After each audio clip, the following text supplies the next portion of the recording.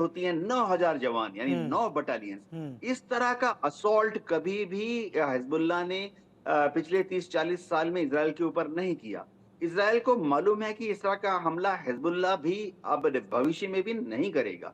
तो इज़राइल को असल में मैं आपको अंदर की बात बताता हूँ, इज़राइल जो है वो हिज़्बुल्लाह के बारे में वरीड नहीं है, चिंता नहीं करता है। अच्छा। हाँ, हिज़्बुल्लाह कुछ रॉकेट मारता है वहाँ से 70 या 100 आयरन डोम उनमें से ज़्यादातर को शूट डाउन कर देती है। उनमें से ये अनगाइडेड रॉकेट्स होते हैं हिज़्बुल्लाह के। इनमें ना जीपीएस है, ना लेज़र गाइडेंस है, ना कोई इनर्शियल नेविगेशन सिस्टम लगा हुआ है। वॉरहेड भी छोटे वाले होते हैं, जहाँ खेत में गिर जाते हैं, खलिहान में गिर जाते हैं, सड़क के ऊपर गिर जाते हैं, एक आध कार के शीशे टूट जाते हैं, घर की छत टूट जाती है, इससे ज़्यादा कुछ नहीं होता।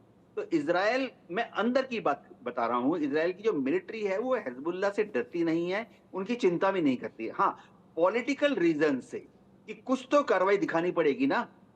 तो जो पॉलिटिकल लीडरशिप है, प्राइम मिनिस्टर ऑफिस से फ़ोन आता है तो इज़राइल की आर्टिलरी फायर कर देती है हिज़्बुल्लाह के ऊपर, इज़राइल की एयरफ़ोर्स अटैक कर देती है हिज़्बुल्लाह के ऊपर। इससे ज़्यादा इज़राइल जो है वो हिज़्बुल्लाह से डरता नहीं है, क्योंकि चलिए, हिज़्बुल्लाह सिर्फ़ धमाके कर सकता है, पटाखे छोड़ सकता है, इससे ज़्यादा ग्राउंड असॉल्ट नहीं कर रहा है, तो इज़राइल को कोई चिंता नहीं है। आपने जी। बहुत बहुत हल्के में हिज़्बुल्लाह का रोल यहाँ रखा कि हिज़्बुल्लाह महज़ वॉर एंटरटेनमेंट कर सकता है इन छोटे-मोटे पटाखों के ज़रिए। लेकिन जो खबर है और जो कयास लगाए जा रहे हैं, इज़राइल में एक बहुत बड़ा हमला आज संभव हो सकता है। जो समय दिया गया है ईरान की तरफ से, ईरान ये अटैक कर सकता है। पेंटागन ने इज़राइल को अलर्ट किया हुआ है। ईरानी मिसाइल लॉन्च साइट एक्टिव बताई हैं पेंटागन ने। उसका कहना है कि यहाँ से मल्टीपल मिसाइल्स फायर हो सकती हैं इज़राइल के ऊपर। जाहिर सी बात है 2000 किलोमीटर के करीब की दूरी है।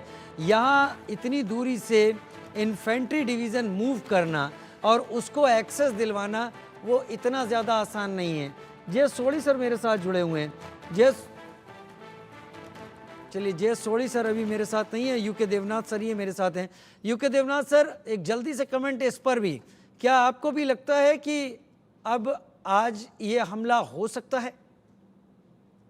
आपने जैसे बताया ईरान की आर्मी, नेवी या जो नॉर्मल उनकी एयरफोर्स है वो हमला नहीं कर पाएगी क्योंकि इज़राइल 1600 किलोमीटर दूर है। ईरान पेजेश्कियन जो हैं वो बार-बार धमकी दे रहे हैं कि वो आज या कल या परसों अपने बैलिस्टिक मिसाइल से इज़राइल के ऊपर हमला करेंगे। देखिए ये समझना पड़ेगा कि अभी अप्रैल के महीने में जब उन्होंने हमला किया था 300 ड्रोन्स, यूएवीज़ रॉकेट्स और मिसाइल्स दागे थे। उसमें से महज़ 3 ही इज़राइल तक पहुँचे। तो पेजेश्कियन जो हैं अभी नए-नए बने हैं, थोड़ा मॉडरेट माना जाते हैं, थोड़ा-सा नरम दल माना जाते हैं। लेकिन ईरान की राजनीति में ज़िंदा रहने के लिए उनको एक हार्ड इमेज बनानी है तो उन्होंने स्टेटमेंट दी है।